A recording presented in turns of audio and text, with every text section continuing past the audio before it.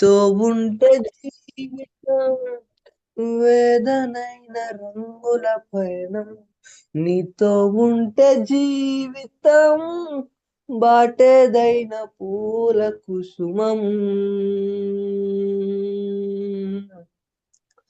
నువ్వే నా ప్రాణాధారము, నువ్వే నా జీవాధారము. ఓ నువ్వే నా ప్రాణాధారము, నువ్వే నా జీవాధారము.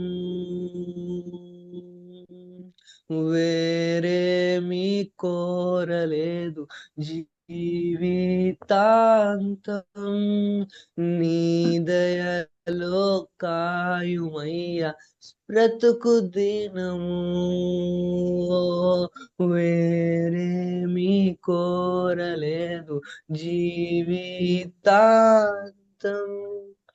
నీ దయలో కాయుమయ్య బ్రతుకు దినములు. నీలాంటి దైవం ఎవరు విశ్వమున లేనే లేరు, నీలాంటి దైవం ఎవరు విశ్వమున లేనే లేరు. పరమ తండ్రి నీకే వందన, యేసునాథ నిన్నే నీకే వందనా. పవిత్రాత్మ నీకే వందనా, గణపరతు నిన్నే నిరతం.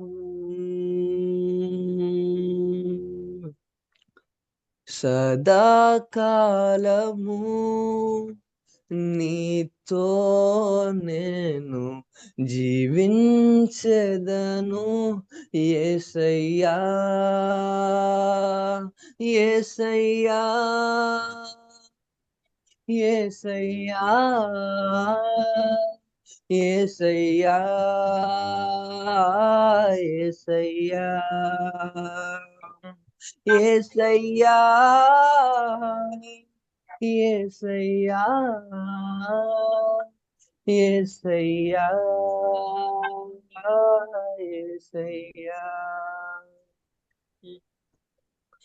పాపాల ఊబిలో పడియున్న నన్ను నీ ప్రేమతో నన్ను లేపావయ్యా.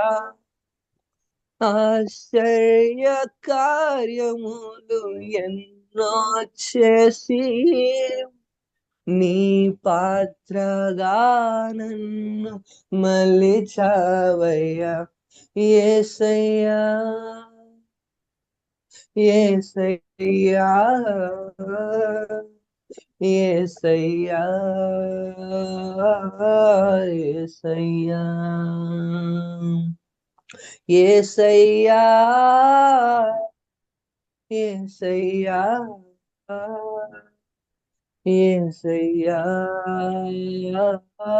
యేసయ్యా. నీతో ఉంటే జీవితం వేదనైన రంగుల పయనం, నీతో ఉంటే జీవితం బాటెదైన పూల కుసుమం. నువ్వే నా ప్రాణాధారము, నువ్వే నా జీవాధారము. ఓ నువ్వే నా ప్రాణాధారము, నువ్వే నా జీవాధారము.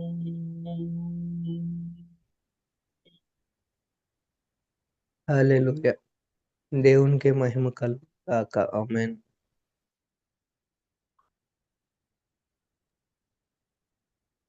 దేవునికి మహిమ కలుగును గాక.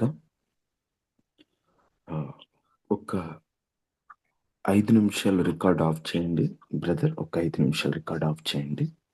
దేవుని వాక్యాన్ని వినడానికి మనం సిద్ధపడదాం. మహాపరిశుద్ధుడా, మహోన్నతుడిది, నీ వాక్యము శక్తివంతమైనది. అటువంటి శక్తివంతమైన నీ వాక్యం ద్వారా మాతో మాట్లాడండి. నీ వాక్యాన్ని ధ్యానించుటకు కానీ, నీ వాక్యాన్ని పరిశీలించుటకు కానీ మేమెంతటి వారమయ్యా, నీ కృపతో మీరు మాతో మాట్లాడి మమ్ములను బలపరిచి నీ శక్తితో మమ్మల్ని నింపమని. అయ్యా, ఈ పూట మాకేం అవసరమో ఆ మాటలు మీరు మాట్లాడి మా ప్రాణములను తెప్పరిలా చేయమని యేసు నామములో అడిగి వేడుకొని ఉన్నాము తండ్రి. ఆమేన్. ఆమేన్. దేవునికి స్తోత్రాలు. ఈ ఉదయకాల ఆరాధనలో ఈ విధముగా పాల్గొనిన మీ అందరికీ ప్రభు అయిన యేసుక్రీస్తు నామములో నా హృదయపూర్వకమైన వందనాలమ్మా. దేవుడు మిమ్మల్ని దీవించి ఆశీర్వదించును కాక. ఆమేన్. ఆమేన్.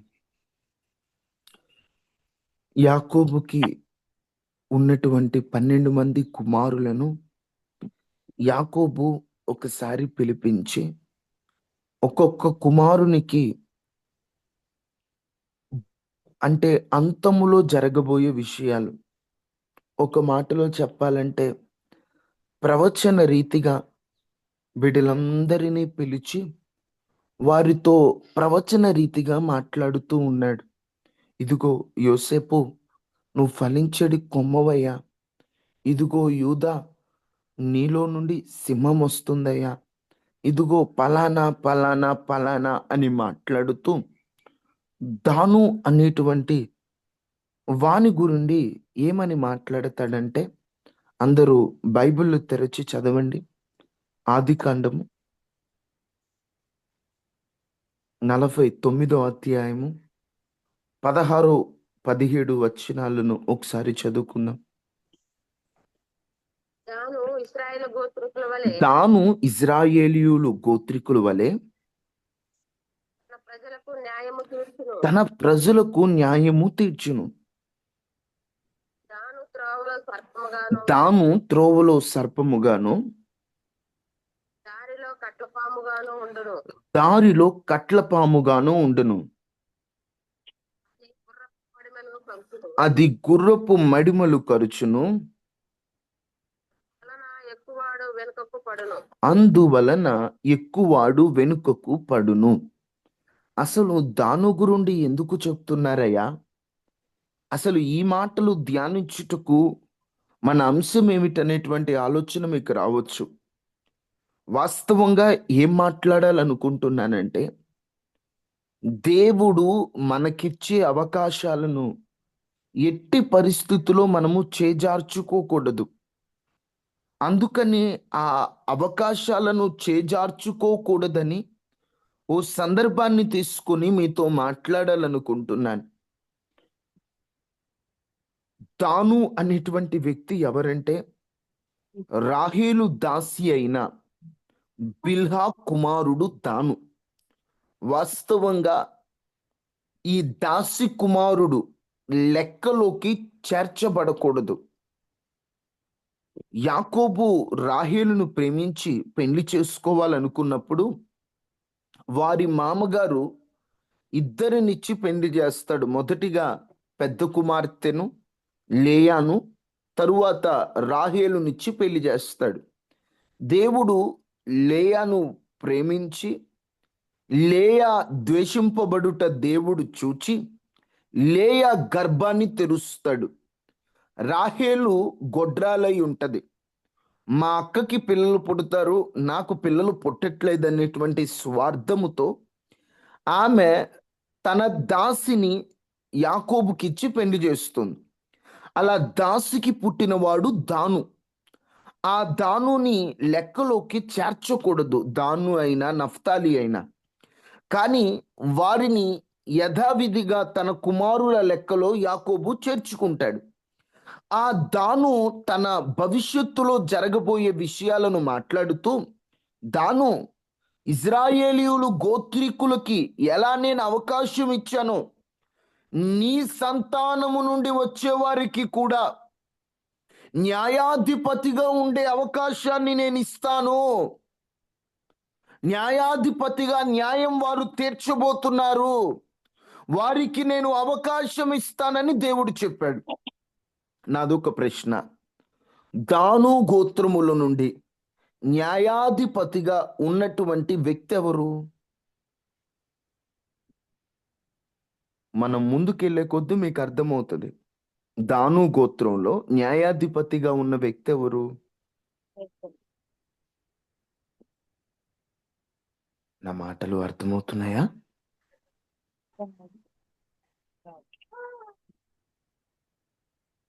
దాను గోత్రం ఉంది కదా, ఆ గోత్రములో న్యాయాధిపతిగా ఉన్న వ్యక్తి ఎవరు?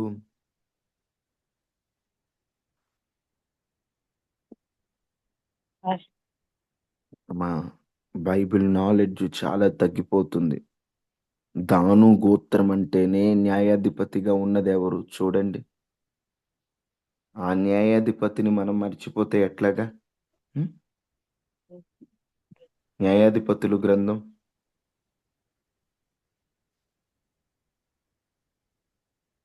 ప్రతి ఒక్కరు మీ బైబిల్ తెరచి చూడండి.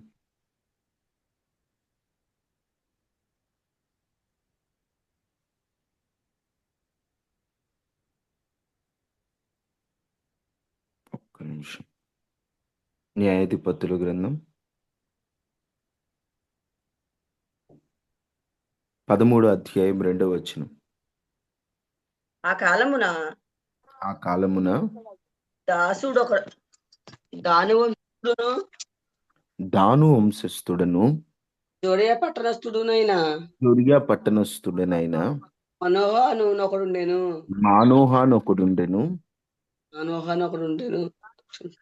అతని భార్య గుడ్రాలై కానుపు లెక్క ఉండెను. ఈ మానోహ కుమారుడెవరు? సంసోను. వాస్తవంగా మీతో మాట్లాడాలనుకుంటుంది ఏమిటంటే, దాను ఒక మాటలో చెప్పాలంటే అర్హుడు కాదు. అర్హత లేని దానుకి దేవుడు అవకాశాన్ని ఇచ్చాడు. ఏ అవకాశాన్ని ఇచ్చాడు? తన వంశములో ఒక న్యాయాధిపతిని దేవుడు అతనికి అనుగ్రహించాడు. ఎవరా న్యాయాధిపతి అంటే సంసోను. సంసోను దాను గోత్రానికి చెందినవాడు. ఆ దాను గోత్రానికి చెందినటువంటి సంసోనుని తీసుకొచ్చి దేవుడు ఓ న్యాయాధిపతిగా చేసి, న్యాయాధిపతిగా ఏలమని చెప్పి దేవుడు అవకాశం అనుగ్రహించాడు. అర్హత లేని తనకు అవకాశం ఇస్తే సంసోను అది నిలబెట్టుకున్నాడా? లేదండి. ఎందుకు ఈ మాట చెప్తున్నానంటే, ఒక మంచోడికి అవకాశం ఇవ్వడం పెద్ద గొప్పేం కాదు. మారుతాడు, నిలబడతాడు అనుకున్నోడికి అవకాశం ఇవ్వడం మంచిదే. వాడు ఎందుకంటే అవకాశాన్ని ఉపయోగించుకుంటాడు. కానీ ఎన్నిసార్లు గద్దించినా లోబడిన వాడు, ఎన్నిసార్లు చెప్పినా బ్రతుకు మార్చుకొనని వానికి కూడా అవకాశం వస్తుందంటే అది ఎంత గొప్ప విషయం. ఈరోజు నా దేవుని వాక్యాన్ని ఆలకిస్తున్న మనం, దేవుడు ఎన్నోసార్లు మనతో సూటిగా స్పష్టంగా మాట్లాడుతూనే ఉంటాడు. మనం చేస్తున్నది తప్పని మనకు తెలియచేస్తూనే ఉంటాడు. ఎన్నోసార్లు దేవుడు మనల్ని గద్దిస్తూనే ఉంటాడు. వాస్తవంగా మాట్లాడాలంటే మనం ఎన్నిక లేని వారం, ఏ మాత్రం అర్హత మనకు లేదు. ఏమి చూసి దేవుడు మనల్ని ఎన్నుకోవాలి? మంచితనం ఉందా, పరిశుద్ధత ఉందా, నీతి ఉందా, యథార్థత ఉందా? మనం ఎక్కడైనా నేను ఒక్క రోజైనా ఏ పాపం చేయలేదు అని బ్రతికిన రోజు ఉందా? ఏదీ లేదు. కానీ మనము అర్హులము కాకపోయినా తన కృపను బట్టి దేవుడు మనకి అవకాశాన్ని ఇస్తే, ఆ అవకాశాన్ని మనం ఎలా ఉపయోగించుకుంటున్నాం, ఆ అవకాశాన్ని ఎలా వాడుకుంటున్నాం? దాను గోత్రములో దేవుడు అవకాశాన్ని అనుగ్రహించాడు. అవకాశాన్ని నిలబెట్టుకున్నాడా సంసోను? లేదండి. ఇంకా మాట్లాడాలంటే న్యాయాధిపతులు గ్రంథం చివరిలోకి వచ్చేసరికి ఒక లేవీయుడు తన భార్యను తీసుకొని ఆ దారిలో వెళ్తూ ఉంటాడు. అలా వెళ్తున్న సమయంలో చీకటి అయిపోయింది కదా అని బెన్యామీను అనేటువంటి ఒక వ్యక్తి ఉన్నాడు. ఆ వ్యక్తి గోత్రం బెన్యామీను అంటే యోసేపు తర్వాతి వాడు. ఆ బెన్యామీను గోత్రికుల ఇంటి ముందు నిలబడ్డాడు. అలా ఇంటి ముందు నిలబడినప్పుడు ఆ బెన్యామీను గోత్రంలో చెందినటువంటి ఒకడు తన భార్యతో, లేవి గోత్రంలో ఒకడు తన భార్యతో రావడం చూసి ఆమె మీద పడి ఆమెను పాపం చేస్తాడు. పాపం చేసినప్పుడు ఈ లేవి గోత్రికుడు, నాకు న్యాయం జరగాలి, నా భార్యని ఇలా పాపం చేసి చంపేశారని చెప్పి తన భార్యను 12 ముక్కలు చేసి ఇజ్రాయేలు 12 గోత్రాలకు పంచిపెడతాడు. అలా పంచిపెట్టి నాకు న్యాయం జరగాలి అని చెప్పి ఆయన కూర్చున్నప్పుడు మిగతా గోత్రాలన్నీ 10 గోత్రాలు ఆయనకి సపోర్ట్ చేశాయి. ఒక్క గోత్రం మాత్రం, బెన్యామీను గోత్రం మాత్రం మేం చేసేదే కరెక్ట్ అని అక్కడ ఇజ్రాయేలీయులకి వాళ్ళకే యుద్ధం జరుగుతుంది. ఎలా అంటే బెన్యామీను గోత్రం ఒకవైపు, మిగతా 10 ఒకవైపు. ఈ బెన్యామీను తప్పు చేసి కూడా మేమే కరెక్ట్ అని ఇజ్రాయేలీయుల నుండి వెలివేయబడ్డారు. వాస్తవం ఒక లెక్కలో చెప్పాలంటే చేయరాని కార్యాన్ని చేసి ఈ బెన్యామీను గోత్రంలో అసలు అర్హతే లేదు. వారు చేసినది అంత దేవునికి నచ్చని క్రియ. ఈ బెన్యామీనీయుల్ని నెట్టేశారు. అలాంటి బెన్యామీనీయుల్ని ఒక అవకాశం ఇద్దాం అని చెప్పి దేవుడు, ఇజ్రాయేల్ అందరూ మాకు రాజు కావాలంటే దేవుడు ఎన్నుకున్న సౌలు ఏ గోత్రానికి చెందినవాడు చెప్పాలి? సౌలు ఏ గోత్రానికి చెందినవాడు? బెన్యామీను గోత్రానికి చెందినవాడు.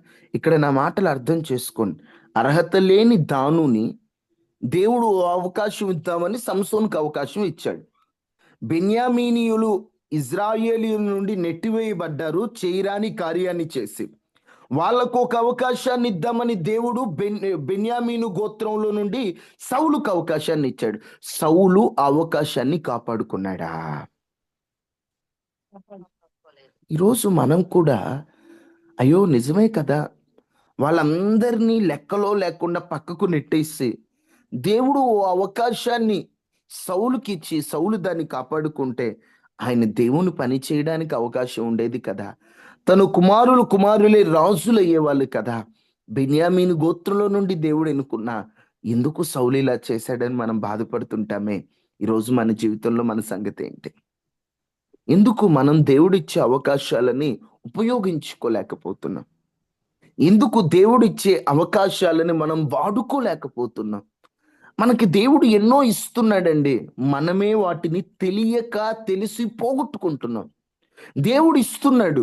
ఒకసారి మనం దేవుడు రాకడలో ఎత్తబడితే ఆయన మనకు చూపిస్తాడు, ఇదిగో నీకు నేను ఇన్ని అవకాశాలు ఇచ్చా, నీకు ఇన్ని ఇచ్చా నేను ఛాన్సులు అని. మనకి దేవుడు ఎన్నో ఇస్తున్నా మనం పోగొట్టుకుంటున్నాం. ఒక మనిషికి దేవుడు అవకాశాలు ఇచ్చినప్పుడు ఆ మనిషి అవకాశాలను పోగొట్టుకోవడానికి కారణాలు ఏంటో కొన్ని మాటలు మీతో చెప్తాను. ఒకవేళ అవే కారణాలు మనలో ఉంటే మనం వాటిని సరిచేసుకుందాం. దేవుడు మనకిచ్చే ఏ అవకాశాన్ని కూడా మనం దుర్వినియోగం చేసుకోకూడదు. అది ఏదైనా నిలబెట్టుకుందాం. దేవుని ఇష్టానుసారంగా మనం బ్రతుకుదాం. చూడండి, దేవుని వాక్యంలో నుంచి కొన్ని మాటలు మనం చూద్దాం. ఇందాక మనం చదువుకున్నటువంటి లేఖన భాగంలో ఒక్కసారి ఆ లేఖన భాగాన్ని మరలా తీయండి. ఆదికాండం 49:17 చదవండి అమ్మా. త్రోవలో సర్పముగాను. సరే, దాను అనేటువంటి వ్యక్తి ఏం చేయబోతున్నాడు అంటే ఇక్కడ ప్రవచన రీతిగా మాట్లాడుతున్నాడండి. దాను అంటే అప్పుడున్న దాను కాదు, తన గోత్రంలో జరిగే విషయాలు. అందుకే మీరు 49:1 చూస్తే యాకోబు తన కుమారులను పిలిపించి అంచె దినాలలో సంభవించే సంగతులు చెప్తున్నాను అంటాడు. ముందు కాలం చెప్పే సంగతులు. ఇప్పుడు ఈ దాను గురించి ఏమంటున్నాడు? దాను అందరిలాగా న్యాయం తీరుస్తావు, తన ప్రజలకు నువ్వు న్యాయం తీర్చే అవకాశం ఉంటది నీకు. దాను త్రోవలో సర్పముగాను దారిలో కట్లపాముగాను ఉండును. దాను అంతా బాగానే ఉంది కానీ దాను కొన్ని రోజులకి నువ్వు సర్పములాగా మారిపోతావు. తర్వాత ఇంకొన్ని రోజులకి కట్లపాము వలె మారిపోతామని మన తెలుగులో ఉంది. వాస్తవంగా ఇంగ్లీష్ బైబిల్లో ఇక్కడ మనకి దారిలో అంటే ప్రారంభంలో దాను పాము వలె మారతాడని ఉంటది కదా. ఆ పాము అనేటువంటి ఆ పదములో సర్పెంట్ అనే ఒక పదాన్ని వాడతారు. సర్పెంట్. వాస్తవంగా ఈ సర్పెంట్ అనేటువంటి పదాన్ని ఎక్కడ వాడతారంటే మనం ఆదికాండము 3:1 వాడతారు. 3:1 అంటే మనకేం జ్ఞాపకం వస్తుంది? అవ్వను మోసపరచడానికి సాతాను సర్పం రూపంలో వచ్చింది. సర్పం రూపంలో వచ్చినప్పుడు అక్కడ సర్పానికి వాడినటువంటి పేరు సర్పెంట్. సర్పెంట్. ఇక్కడ దాను గోత్రంలో అక్కడ వాడుతున్నటువంటి పేరు అదే. స్నేక్ కి సర్పెంట్ కున్న తేడా ఏమిటంటే, స్నేక్ అంటే నార్మల్ పామునేమో పాము అంటారు. భయంకరమైనటువంటి పాముని, విషపూరితమైనటువంటి పాముని, ఆ పాముని సర్పెంట్ వాడతారు. ఇప్పుడు దాను రోజు రోజుకి తన స్వభావం ఎలా మారిపోయింది? సర్పము వలె మారిపోయింది. అది ఏ సర్పమట? కొంచెం ముందుకెళ్తే ఉంటది. దారిలో అతను కట్లపాము వలె మారిపోయాడు. మన తెలుగు బైబిల్లో కట్లపాము అని రాయబడి ఉంది. కానీ ఇంగ్లీష్ ఆ తర్జుమాలలో అక్కడ ఏమని రాయబడి ఉందంటే, ఒక తర్జుమాలోనేమో యాడర్ అని రాయబడి ఉంది. ఏమని రాయబడి ఉంది? యాడర్ అని రాయబడి ఉంది. యాడర్ అనేటువంటి పదానికి ఉన్నటువంటి అర్థం ఏమిటంటే, అది ఒక విషపూరితమైనటువంటి పాము. యాడర్, కింగ్ జేమ్స్ వర్షన్లో యాడర్, ఇంకొక తర్జుమాలో వైపర్ అని రాయబడి ఉంటది. ఏమిటి అసలు ఈ పాములకు ఉన్న స్పెషల్ ఏంటి? దాను ఆ పాము వలె ఎందుకు మారిపోయాడు అంటే, వాస్తవంగా మాట్లాడాలంటే కొన్ని పాములు కరిచినప్పుడు వెంటనే అర్థమైపోద్ది. ఇప్పుడు ఉదాహరణకి త్రాచుపాము అంటారు. అది కరిసిందనుకోండి, వెంటనే ఒక మనిషికి వెంటనే ఆ సురుకు పుట్టి, అబ్బా! పాము ఏదో కరిచింది నాకని హాస్పిటల్‌కి వెళ్ళిపోతారు. కానీ ఇక్కడ రాయబడిన వైపర్ కానీ, యాడర్ కానీ, ఈ పాము గనక ఒక మనిషిని కరిసిందంటే, ఆ మనిషికి అర్థం కాదు. స్లో పాయిజన్ లాగా ఒక మనిషిలో సైలెంట్‌గా విషం ఎక్కుద్ది. మనిషి బాగానే ఉంటాడు. కానీ తను పాము కరిచినటువంటి వ్యక్తిగా ఉన్నాడనేటువంటి ఆలోచన, అంటే నాకు పాము కరిసింది, నా లోపల విషం ఎక్కుతుందని ఉండదు. రో రోజుకి ఇప్పుడు ఎగ్జాంపుల్, ఒకరోజు రాత్రి కరిసిందనుకోండి పాము, తర్వాత రోజు అలా 2, 3 రోజులకి విషం లోపలంతా, అంటే ప్రతి నరంలోకి వెళ్ళిపోయి అక్కడే రక్తం కక్కి చనిపోతాడట.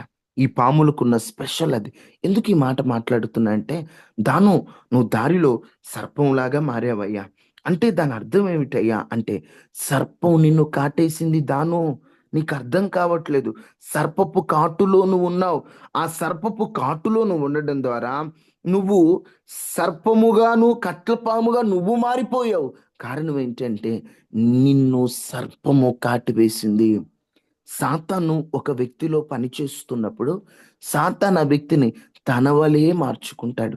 ఎందుకు ఈ మాటలు చెప్తున్నాను? అమ్మా, ఒకటి ఒకటి గుర్తుపెట్టుకోండి.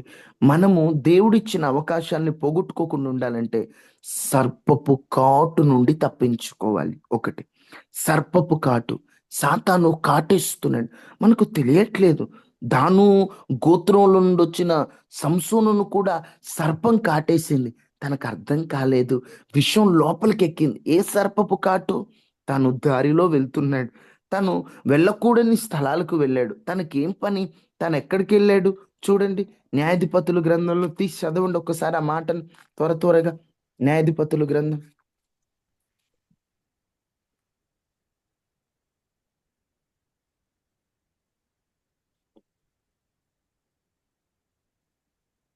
న్యాయాధిపతుల గ్రంథం 13వ అధ్యాయం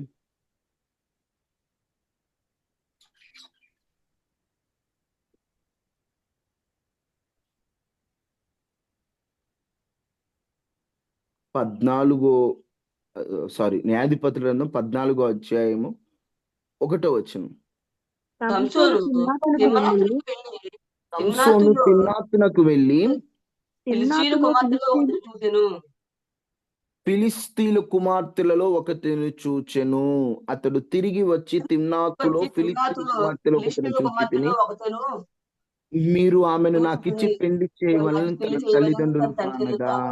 వాస్తవంగా చెప్పాలంటే, కుమార్తెల్లోనే గాని వాస్తవంగా మాట్లాడాలంటే తిమ్నాతులో ఈయనకేం పని? దేవుడు అతన్ని రేపేది ఎక్కడ? మహనదేనులో. అవి ప్రాంతాల పేరులు. మహనదేనులో దేవుడు అతన్ని రేపేవాడు. అంటే దేవుని ఆత్మ బలంగా తన మీదకు దిగి వచ్చి దేవుడు అతన్ని బలమైన తన అభిషేకంతో నింపేవాడు. ఎక్కడ? మహనదేనులు. మహనదేనులు. ఇప్పుడు మహనదేనులో ఉండాల్సినోడు సడన్ గా తిమ్నాతుకు వెళ్ళాడు. తిమ్నాతుకు వెళ్ళినప్పుడు అతడు ఒక ఒక అమ్మాయిని చూశాడు. ఫిలిస్తీన్ల అమ్మాయిని చూశాడు. ఆ అమ్మాయిని చూచినప్పుడు తన చూపుని కంట్రోల్ చేసుకోలేకపోయాడు. అక్కడే దాను గోత్రంలో న్యాయము తీర్చే సంసోను సర్పపు కాటుకు గురయ్యాడు. తనకు తెలియదు, ఒక స్లో పాయిజన్ అతనిలోకి వచ్చేసింది. ఈరోజు యవనస్తులారా, మనకు తెలియకుండా కొన్ని పాపపు అలవాట్లు ప్రారంభంలో మన కంటి చూపు ద్వారా మనలోకి ప్రవేశించాలని చూస్తాయి. మనకు అర్థం కాదు ప్రారంభంలో. బ్రదర్ చిన్న సినిమా చూస్తే తప్పేముంది, బ్రదర్ చిన్న బూతు మాట మాట్లాడితే తప్పే, చిన్నదే కదా బ్రదర్, అది కామన్ అండి. ప్రతిదీ మీరు అలా భూతద్దంలో చూడకూడదు. యవనస్తులంటే అలాంటివి సహజం. సీరియల్ చూసినంత మాత్రం తప్ప. ఎవరుంటారు అంత నీతిగా? ఎవరుంటారంట యథార్థంగా అంటారు. కారణం ఏంటంటే వీళ్ళు సర్పపు ఘాటు గురయ్యారు. విషం లోపల పని చేస్తుంది, వీళ్ళకి అర్థం కావట్ల. జాగ్రత్త, జాగ్రత్త. కొన్ని పాపాలు మనలోకి రావడం ద్వారా దేవుడిచ్చిన విలువైన అవకాశాలు మనం పోగొట్టుకుంటాం. ఎంత గొప్ప అవకాశం ఇచ్చాడు సంసోనికి. ఎంతో మందిని న్యాయాధిపతులుగా దేవుడు ఎన్నుకున్నాడు. న్యాయాధిపతులుగా వాళ్ళకి అవకాశాన్ని ఇచ్చాడు. వాళ్ళందరికీ ఇంత బలాన్ని ఇచ్చాడా? ఇంత శక్తిని ఇచ్చాడా? దేవుడు అంత అవకాశాన్ని ఇస్తే ఏది నాడైనా తన బలాన్ని దేవుని కోసం వాడాడా సంసోను? మీరు చెప్పండి. తన బలాన్ని సంసోను దేవునికి వాడాడా? వాడలేదు. ఫిలిస్తీన్లకు వెళ్తాడు, నక్కతో ఒకరు ముడేస్తాడు. ఎందుకు పోతాడు? అమ్మాయి కోసం వెళ్తాడు. భార్య కోసం చేస్తాడు. పొడుపు కథలు చెప్తాడు, ఏదేదో చేస్తాడు. నీ పిలుపేంటి? నీ దర్శనం ఏమిటి? ఎందుకు పిలుచుకున్నాడు దేవుడు? ఎందుకు ఏర్పాటు చేసుకున్నాడు? ఎందుకు అవకాశాలు ఇచ్చాడు? ఎందుకు నీకు ఈ తలాంతులు ఇచ్చాడు? అబ్బే, అసలు అలాంటి ఆలోచన లేదు. ఎందుకు? సర్పపు కాటుకి గురయ్యాడు. అతడు ఒక సర్పంలా మారిపోయాడు. ఎందుకంటే విషం అతనిలో పనిచేస్తుంది. అతడు సర్పంగా. ఎట్లాంటి సర్పం? విష సర్పం. విష సర్పం. ఆమెను చూశాడు. చూసిన వెంటనే ఆమె నచ్చింది. వాళ్ళ అమ్మగారి దగ్గరికి వచ్చారు.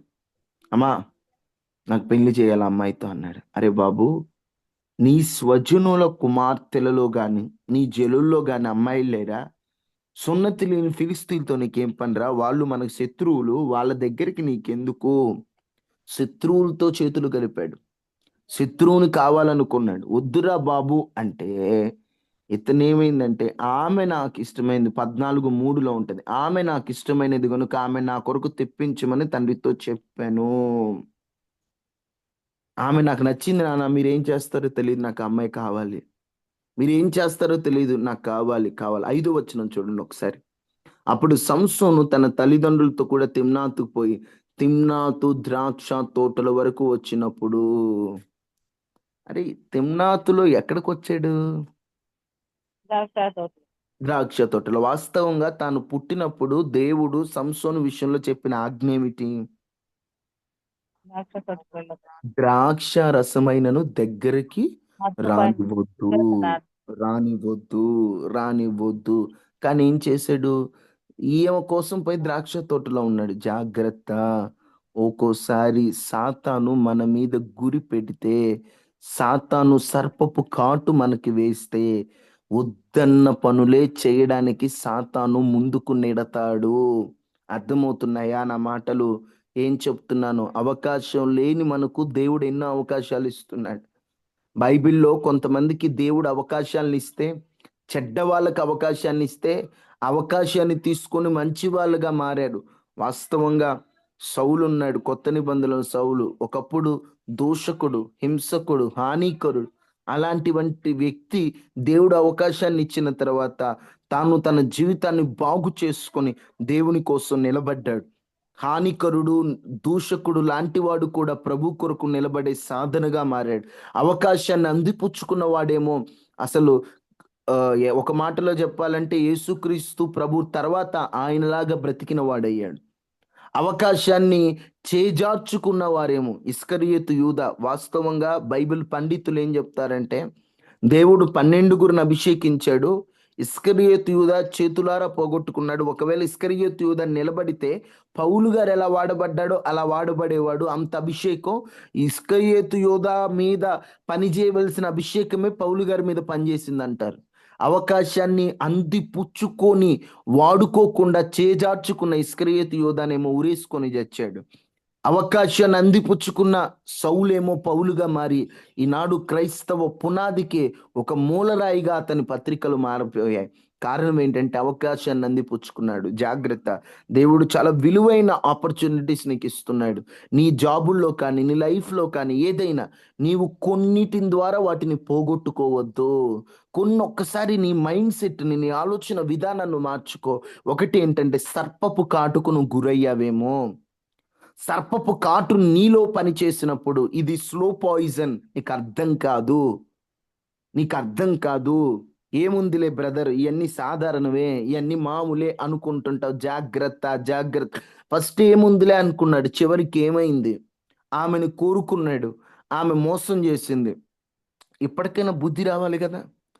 సర్పపు కాటులో ఉంటే, పాయిజన్ మనలోకి ఎక్కుతుంటే పడిపోతుంటాం. పాపంలో నష్టం వచ్చినా కూడా మళ్ళీ అదే కావాలనుకుంటాం మనం. నష్టపోయావు కదా, ఇంకన్నా బయటికి రావాలి. లేదు, సర్పపు కాటు పనిచేస్తుంది. నష్టపోయినా మళ్ళీ అదే కావాలా, బాధపడిన, ఏడిపించిన. భార్య ఉంది, భార్యను నమ్మాడు, మోసం చేసింది, అలిగెళ్ళాడు. మళ్ళీ వచ్చేసరికి స్నేహితుడైనోడ్నే పెళ్లి చేసుకుంది. ఈ ఫిలిస్తీన్లు ఇలాంటోళ్ళు అని బుద్ధి రావాలిగా, అవునా కాదా?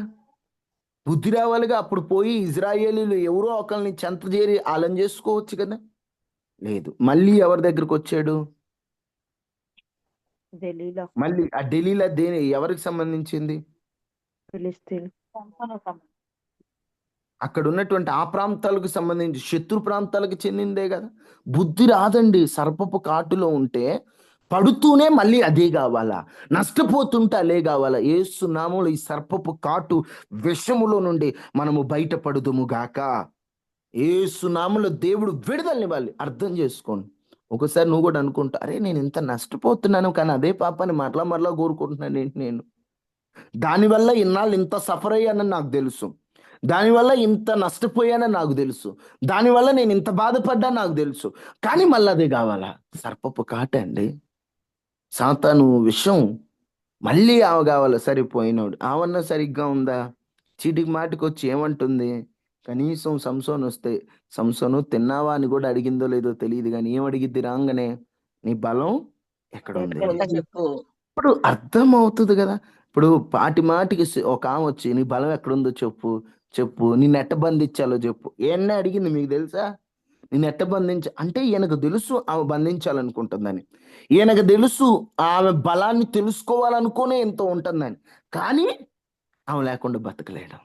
జాగ్రత్త, సర్పపు కాటుకు గురైతే ఇంతే ఉంటాం. ఈరోజు నిజమే కదా అనిపిస్తే మన బ్రతుకులు కూడా ఇట్లే తయారయ్యాయి. సాతాను సర్పపు కాటులో దేవుడు అవకాశాలను మనం వదులుకుంటున్నాం. అర్థమవుతుంది ఆయనకి, కానీ వదల్లేక చీటికి మాటికి నీ బలం ఎక్కడుంది అక్కడ ఉంటుంది. ఆమె వలన అతని ప్రాణం విసిగిపోయి చెప్పేశాడట. ఇక విసిగేస్తుంది. నీ బలం ఎక్కడుందో చెప్పు సంసోను, నీ బలం ఎక్కడుందో చెప్పు సంసోను, నీ బలం ఎక్కడుందో చెప్పు. ఇసుకేస్తుంది. అర్థం చేసుకోవాలి కదా. అర్థమవుతున్నా విడిచిపెట్టలేక, వదిలిపెట్టలేక చివరికి చెప్పాడు. చివరికి ఏమైందండి తన పరిస్థితి? ఎంత ఘోరంగా అండి. నక్క తోకలు ముడివేసిన వాడు స్తంభానికి కట్టేసి కళ్ళు పీకితే అందరూ అపహాస్యం ఆడుతుంటే అక్కడ అతడట తిరగలు విసురుతున్నాడట. పాప, ఏ స్థాయి నుంచి ఏ స్థాయిలోకి వచ్చావయ్యా? ఈరోజు మన జీవితాలు అంత దేవుడిచ్చే అవకాశాలన్నీ వదులుకొని అంత దిగజారి స్థితిలోకి రాకుండా ఉండాలంటే ఆ సాతాను సర్పపు కాటు నుండి మనం బయటికి రావాలి. ఎందుకంటే మనం సర్పంలాగా మారామంటే, మనం అలా ఉన్నామంటే ఏమవుతుందట? అలా కట్ల పాములాగా మారి నాకేమవుతుందట? అది గుర్రపు మడిమలు కరుచును. గుర్రపు మడిమలు, గుర్రము అనగా ఫరో రథస్వం, రథాలు, అశ్వాలు సంఘానికి సాదృశ్యం. మన వల్ల దేవుని సంఘానికి ఇబ్బంది. చివరికి ఏమవుతుందో తెలుసా? మన వల్ల నిలబడేవాడు కూడా నిలబడలేడు. మనం పడిపోతాం, నలుగురు పడేసేస్తాం. అందుకని వద్దు వద్దు వద్దు. అయ్యా, నాలో ఉన్న సాతాను సర్పపు విషయాన్ని విరగ్గొట్టయ్యా. నీ రక్త ప్రోక్షణ నాకు అవసరమయ్యా. నాలో ఆ పాపం పని చేయకూడదు నాయన. నాకు విడుదలనివ్వయ్యా, విడుదలనివ్వయ్యా, విడుదలనివ్వయ్యా అంటూ మనందరం ప్రార్థన చేసుకుందాం. దేవుడిచ్చిన అవకాశాలను వాడుకుందాం, ఉపయోగించుకుందాం. అర్థమవుతుంది కదా? దానుకు దేవుడు గోత్రంలో అవకాశం ఇస్తే సంసోను నిలబెట్టుకోలేకపోయాడు. బెన్యామీను గోత్రంలో అవకాశం ఇస్తే సౌలు నిలబెట్టుకోలేకపోయాడు. మనమైన దేవుడు మనకిచ్చిన ఈ రక్షణ అవకాశం, మనకిచ్చాడు దేవుడు అవకాశం, రక్షణ పొందే అవకాశం. నిలబెట్టుకుందాం, పాడు చేసుకోకూడదు. దేవుడిచ్చిన అవకాశాన్ని నిలబెట్టుకొని ప్రభు కోసం నిలబడదాం, దేవుని కొరకు వాడబడదాం. దేవుడి మాటలు మన వినికిడిలో ఫలింప చేయును గాక. ఆమేన్, ఆమేన్. అందరూ తలలు వంచండి. అందరం ప్రార్థన చేసుకుందాం. మహాపరిశుద్ధుడా, మహోన్నతుడు అయిన దేవా, అయ్యా మీరు గొప్ప దేవుడయ్యా. అవకాశం లేని వారికి, చెడ్డ వారికి కూడా నువ్వు అవకాశం ఇస్తావయ్యా. ఓ మంచోడికి అవకాశం ఇస్తారు, కానీ ఒక పనికిమాలిన వాడికి అవకాశం ఎవరిస్తారు? మాకు అవకాశాన్ని ఇచ్చావు అయ్యా తండ్రి. మీరిచ్చినటువంటి అవకాశాన్ని మేము నిలబెట్టుకున్నట్లుగా కృప చూపించమని అయ్యా మీ రెక్కల నీడలో భద్రపరచండి. ఈ ఉదయకాల ప్రార్థనలో పాల్గొన్న వారందరినీ జ్ఞాపకం చేసుకోండి అయ్యా. వారికి ఉన్నటువంటి ప్రతి విధమైనటువంటి సమస్యల నుంచి విడుదల ఇవ్వండి అయ్యా. అందరికి ఆరోగ్యాన్ని ఇవ్వండి. నీ పిల్లలను జ్ఞాపకం చేసుకోండి. ఎవరెవరు అనారోగ్యంతో బాధపడుతున్నారో వారికి స్వస్థతనివ్వండి. ఎవరెవరు బలహీనతల్లో ఉన్నారో వారికి బలాన్ని ఇవ్వండి. ఎవరెవరు కన్నీటిలో ఉన్నారో వారికి విడుదల అయ్యా, సంతోష సమాధానం ఇవ్వండి. మనశ్శాంతి లేని వారికి మనశ్శాంతినివ్వండి. దయ చూపించండి, కనికరించండి అయ్యా. నీ బిడ్డలకు క్షేమాన్ని ఇవ్వండి అయ్యా. అయ్యా ఎవరెవరు ఏ సమస్యతో వచ్చారో సమస్య నుంచి విడుదల ఇవ్వండి అయ్యా. అయ్యా తండ్రి, మీ బిడ్డలకు మీరే తోడుగా ఉండండి. కన్నీటిని తొడవండి, ఇబ్బందులు తొలగించండి, సాతాను శక్తులు కాల్చివేయండి. ప్రతి ఇంటి చుట్టూ కంచి వేసి ఈ రోజంతా ప్రశాంతత, మనశ్శాంతినిచ్చి అయ్యా ఆనందాన్ని, ఆరోగ్యాన్ని ఇవ్వమని యేసు నామములో అడిగి వేడుకొని ఉన్నాము తండ్రి. ఆమేన్, ఆమేన్. తండ్రి అయిన దేవుని ప్రేమ, కుమారుడైన యేసుక్రీస్తు వారి కృప, పరిశుద్ధాత్మ అన్యోన్య సహవాసం మనకి మన కుటుంబాలకి ఎల్లప్పుడూ ప్రభు కృప తోడైండును గాక. ఆమేన్. ఆమేన్. వందనాలు. అందరికీ వందనాలు. వందనాలు. వందనాలు. అందరికి వందనాలు.